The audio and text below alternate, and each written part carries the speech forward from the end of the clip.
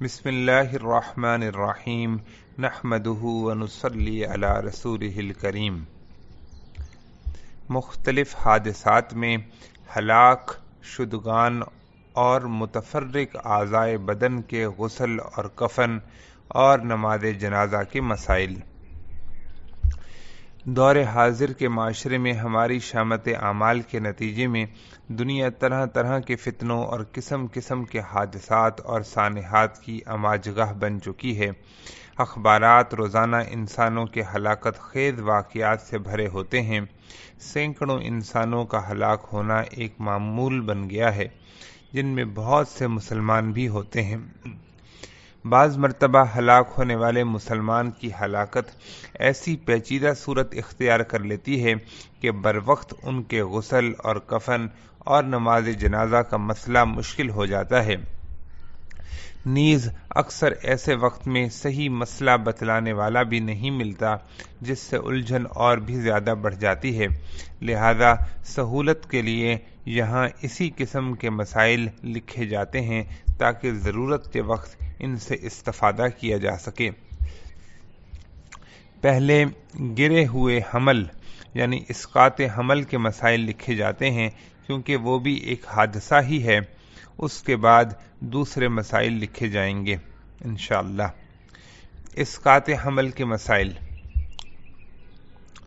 حمل میں صرف گوشت کا ٹکڑا گرے۔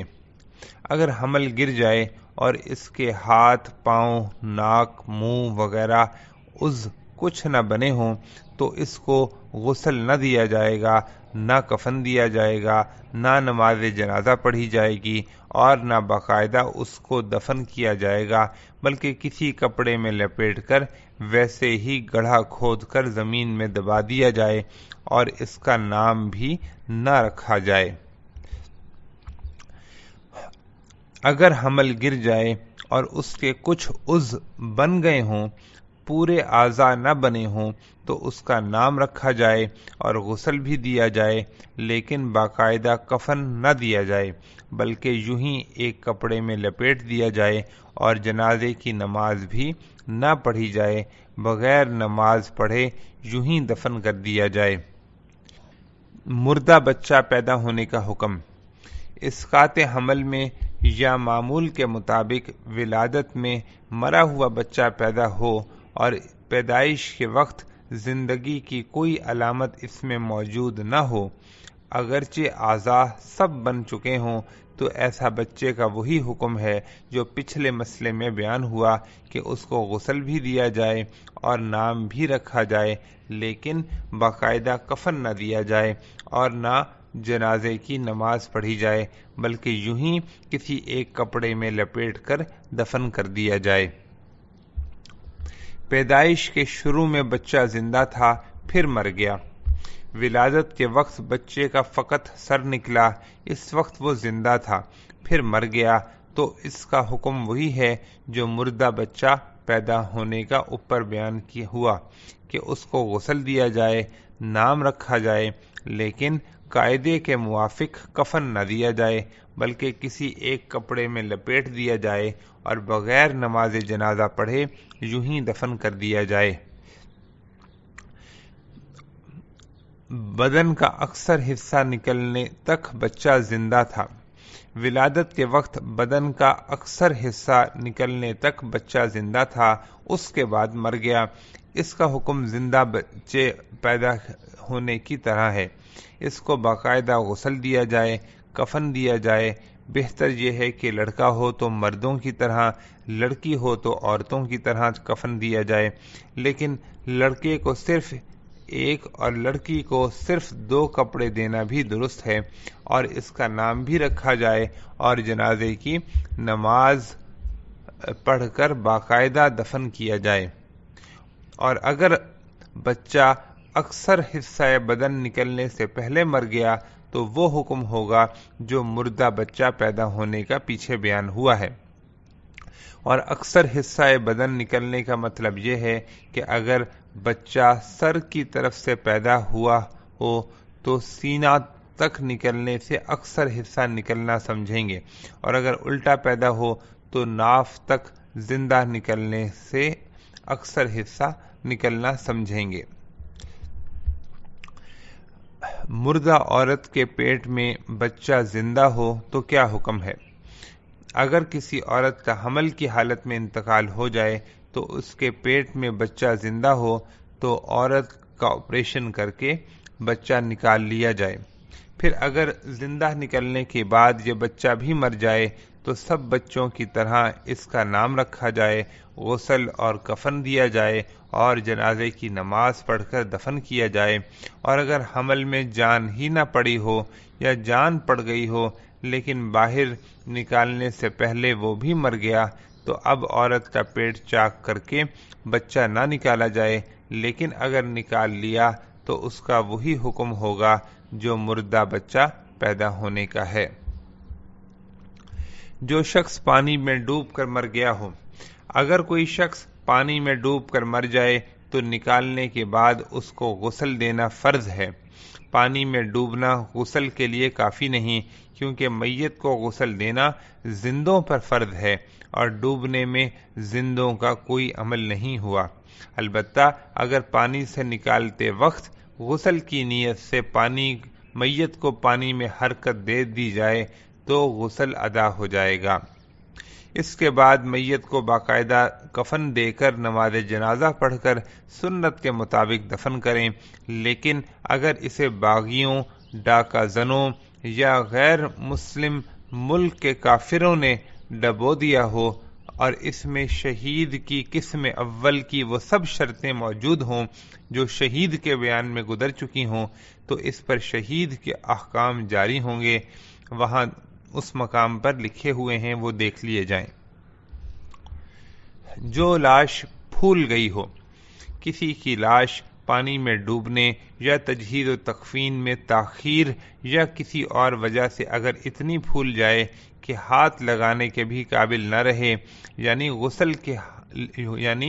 غسل کے لیے ہاتھ لگانے سے پھٹ جانے کا اندیشہ ہو، تو ایسی صورت میں لاش پر صرف پانی بہا دینا کافی ہے، کیونکہ غسل میں ملنا وغیرہ ضروری نہیں ہے، اور پھر باقاعدہ کفنا کر نماز جنازہ کے بعد دفن کرنا چاہیے۔ لیکن اگر نماز سے قبل لاش پھٹ جائے تو نماز پڑھے بغیر ہی دفن کر دیا جائے۔ جس لاش میں بدبو پیدا ہو گئی ہو مگر پھٹی نہ ہو، اس کی نماز پڑھی جائے گی، اور جو لاش پھول کر پھٹ گئی ہو اس کی جنازے کی نماز ساقط ہے، اس کی نماز نہ پڑھی جائے گی۔ صرف ہڈیوں کا ڈھانچہ برآمد ہوا، جس لاش کا گوشت وغیرہ سب علیحدہ ہو گیا اور اس کی صرف ہڈیوں کا ڈھانچہ برآمد ہوا تو اس ڈھانچے کو غسل دینے کی ضرورت نہیں، اس پر نماز جنازہ بھی نہ پڑھی جائے گی، بلکہ ویسے ہی کسی پاک کپڑے میں لپیٹ کر دفن کر دیا جائے گا۔ جو شخص جل کر مر گیا ہو، جو شخص آگ یا بجلی وغیرہ سے جل کر مر جائے اسے باقاعدہ غسل اور کفن دے کر اور نماز جنازہ پڑھ کر سنت کے مطابق دفن کیا جائے، اور اگر لاش پھول یا پھٹ گئی ہو تو اس کا حکم اوپر بیان ہو چکا ہے۔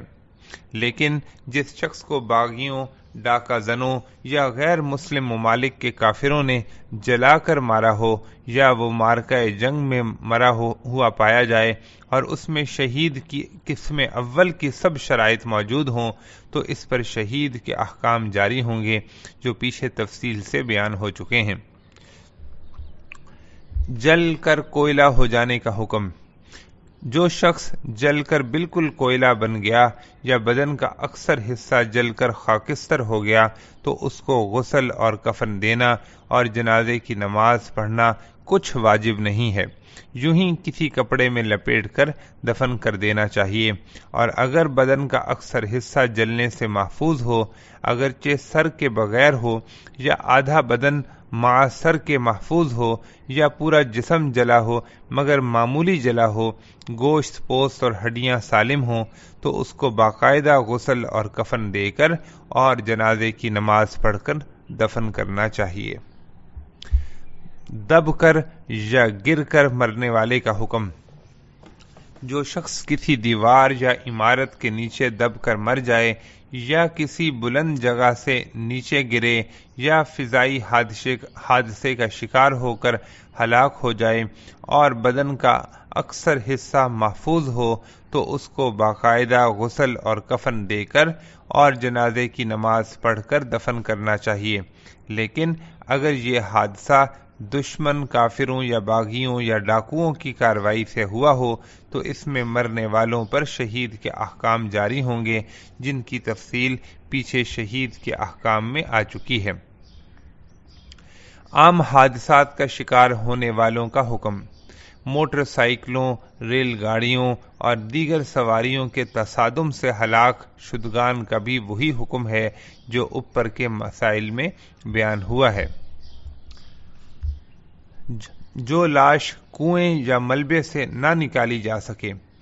اگر کوئی شخص کنویں وغیرہ میں گر کر یا کسی عمارت وغیرہ کے ملبے میں دب کر مر گیا ہو اور وہاں سے لاش نکالنا ممکن نہ ہو تو مجبوری کے باعث اس کا غسل اور کفن معاف ہے، اور جہاں لاش ڈوبی یا دبی رہ گئی ہو اسی جگہ کو اس کی قبر سمجھا جائے گا اور اسی حالت میں اس پر نماز جنازہ پڑھی جائے گی۔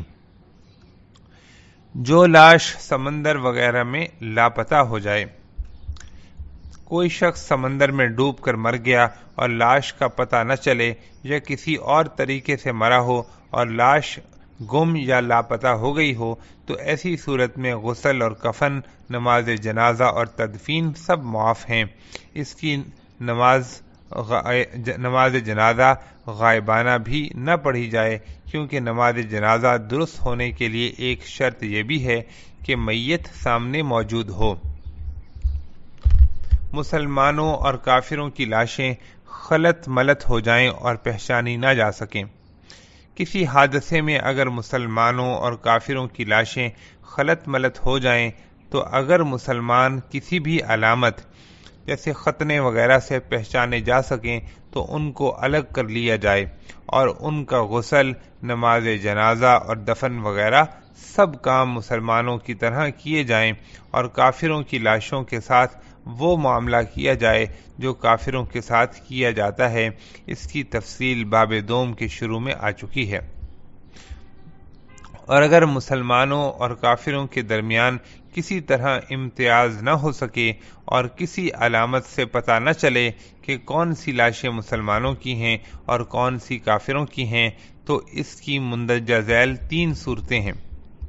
نمبر 1، اگر مرنے والوں میں مسلمانوں کی تعداد زیادہ ہو تو سب لاشوں کے ساتھ وہی معاملہ کیا جائے جو مسلمانوں کے ساتھ کیا جاتا ہے، یعنی سب کو باقاعدہ غسل اور کفن دے کر نماز جنازہ کے بعد مسلمانوں کے قبرستان میں دفن کیا جائے، لیکن جنازے کی نماز میں صرف مسلمانوں پر نماز پڑھنے کی نیت کی جائے، کافروں پر نماز جنازہ کی نیت کرنا جائز نہیں۔ نمبر 2، اور اگر لاشیں کافروں کی زیادہ اور مسلمانوں کی کم ہوں تو سب لاشوں کو غسل اور کفن دیا جائے اور ان پر نماز جنازہ بھی صرف مسلمانوں کی نیت سے پڑھی جائے اور اس کے بعد سب کو کافروں کے قبرستان میں دفن کر دیا جائے۔ نمبر 3، اگر مسلمانوں اور کافروں کی لاشیں تعداد میں برابر ہوں تو سب کو غسل اور کفن دے کر سب پر نماز صرف مسلمانوں کی نیت سے پڑھی جائے۔ البتہ مقام دفن میں فقہا کے 3 قول ہیں، ایک یہ کہ سب کو مسلمانوں کے قبرستان میں دفن کر دیا جائے، دوسرا یہ کہ سب کو کافروں کے قبرستان میں دفن کر دیا جائے، اور تیسرا قول یہ ہے کہ ان کے لیے کوئی الگ قبرستان بنا دیا جائے۔